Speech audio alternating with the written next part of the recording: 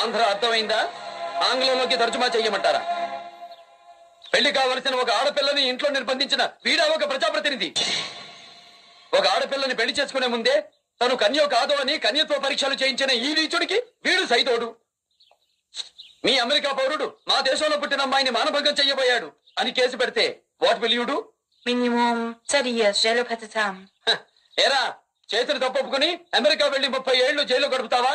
లేకపోతే మా కారంపొడి కార్యకర్తల కాళ్ళ కింద నలిగి చేస్తావా? Sorry sir, we will recommend to cancel his citizenship.